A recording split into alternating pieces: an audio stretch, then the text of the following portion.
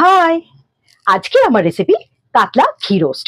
তো চলো যাওয়া যাক। আমি এখানে কয়েকটা কাতলা মাছের পিস নিয়ে নিয়েছি। চেষ্টা করবি কাতলা মাছের পেটি নিতে। আমার কাছে এই কটা পেটি ছিল আর আমি একটা গাদার পিস নিয়ে নিয়েছি। এবারে আমি এটা নুন হলুদ দিয়ে ম্যারিনেট করব।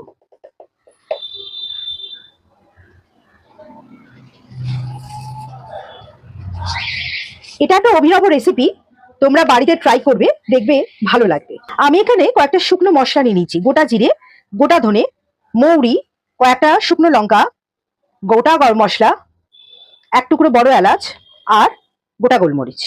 এইগুলো এবার আমি শুকনো খোলায় একটু হালকা ভেজে আমি গুঁড়িয়ে নেব। গ্যাসটা জ্বালালাম।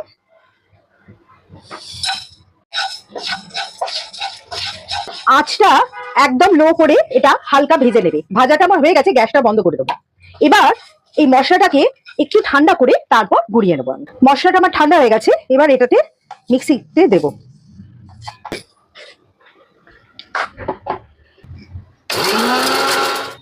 গোড়ানো আমার হয়ে গেছে, তোমাদের দেখাচ্ছি।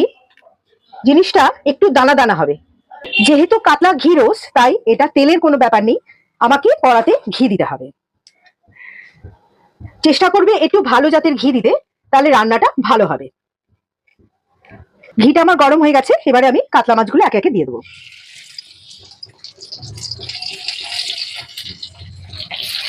এবারে আস্তে আস্তে উল্টে দেবো। মাছ আমার ভাজা হয়ে গেছে।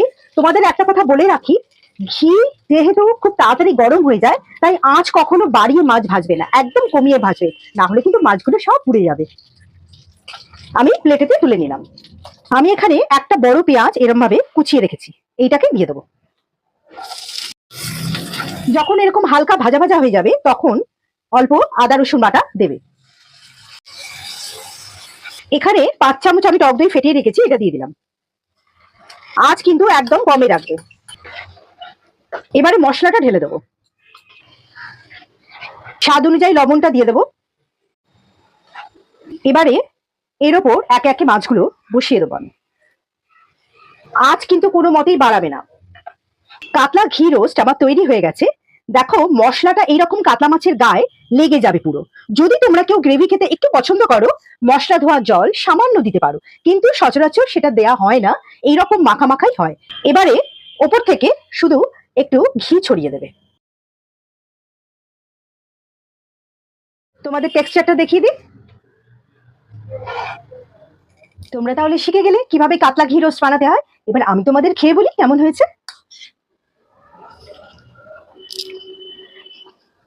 জাস্ট অসম।